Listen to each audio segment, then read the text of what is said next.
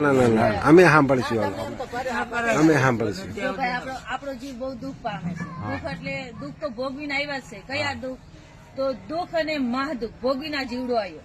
દુઃખ એટલે સંસારમાં આવે છે દુઃખ છે, ખાલી દુઃખ. અને મહાદુઃખ એટલે જન્મ લેવો અને પાછું મરવું. જન્મ લેવો હેલું નથી અને મરવું હેલું નથી. જન્મ લેવો એટલે માતાના ઉદરમાં ઊંધા માથે રહેવું પડે. 1-2 દિવસ નહીં, 9-9 મહિના સુધી માનું મેલું પાણી, ગંદુ પાણી આપણી આંખોમાં, કાનમાં, મુખમાં જાતું. શ્વાસ નહોતા લઈ શકતા, મસ્તક પાણીમાં ડુબાડેલું તું, શ્વાસ નહોતા લઈ શકતા. ત્યારે આપણે પરમાત્માને વિનંતી કરતા, હે પરમાત્મા, હે કુદરત, હે રામજી, મને આ દુઃખમાંથી એકવાર છોડું. 24 કલાક રામ રામ લે. 24 કલાકનું આજ આપણે કહીને આવ્યા છે, પણ આજ આપણી પાસે સમય નથી, ટાઈમ નથી. કોઈને કઈક બેહો 2 મિનિટ તો શું કે અમારી પાસે ટાઈમ નથી, સમય નથી. પણ મનુષ્ય દેહ શું કામ મળ્યો આપણને?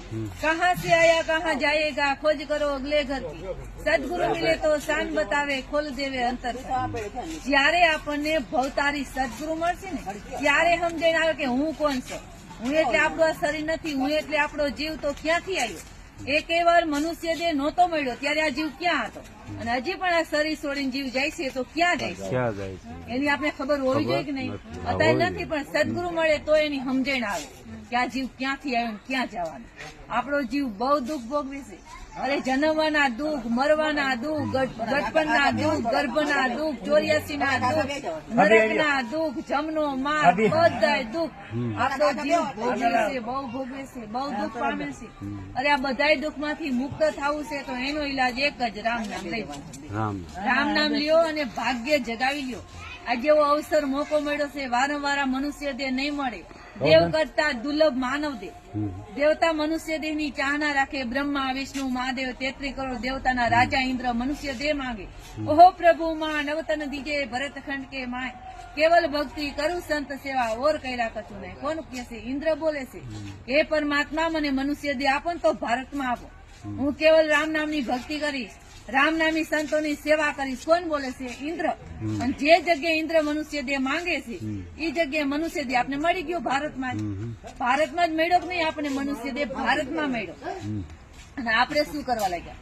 મારા દીકરા, મારા મકાન, મારું કુટુંબ, મારું પરિવાર. અરે મારું મારું કહીને મેળવું તારું નથી તલભાર.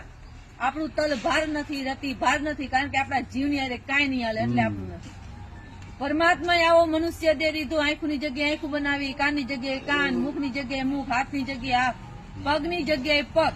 સુંદર મનુષ્ય દેહ દીધો કે નહીં? જો આંખની જગ્યાએ કાન આપી દીધા હોય અને કાનની જગ્યાએ આંખું આપ્યું હોત તો પરમાત્માનું આપણે શું ખરાબ કરીએ? અરે હારી બુદ્ધિ આપી ત્યારે આપણે અહીંયા આવી હગી છીએ અને બધું કામકાજ કરી હગી છીએ. હારી બુદ્ધિ છે એટલે કે નહીં? બુદ્ધિ નું આપ્યું હોત તો પરમાત્માએ બુદ્ધિ નો આપ્યો તો ક્યાં હોત? ગાંડા હોત. અરે રોડ ઉપર હોત છે અમુક ગાંડા રોડ ઉપર, એને માવતર છે, પરિવાર છે, પણ બુદ્ધિ નથી. એવી હારી બુદ્ધિ લઈને પરમાત્માએ આપણે મોકલા છે. હારી બુદ્ધિ એ માટે આપી છે કે પરમાત્મા રામજીની ભક્તિ કરવા માટે આવો મનુષ્ય દેહ દીધો. સુંદર શોભ્યો મનુષ્ય દેહ દીધો ને. અરે આ જીવને શ્વાસ તણી સગાઈ ઘરમાં ઘડી નો રાખે ભાઈ. આમાં શ્વાસ છે ને ત્યાં લગી જ આપણા મકાનમાં રહેવા દઈશ. આપડે ભલે 5 લાખનો બંગલો બનાવી, 5 કરોડનું મકાન બનાવી, એમાં આમાં શ્વાસ છે ત્યાં લગી જ રહેવાનું. શ્વાસ પૂરા થાય એટલે કોઈ આપણું અહીં હગું નથી. બધાના મુખમાં એક જ વાત છે, હટ કાઢો, એકદમ કાઢો. રાખવા તો હોય પણ આપણું શરીર કાંઈ કામનું નથી. મહિના પછી શ્વાસ પૂર્યા પછી આપણું શરીર કાંઈ કામનું આવે. એટલે રામ નામ લઈ લ્યો અને ભાગ્ય જગાવી દો. આજે અમે આટલો સમય કાઢીને તમારા હાથું થઈને આવ્યા, તમારા જીવની દયાથી અમે આવ્યા છે કે આ એક પણ જીવ અહીંયા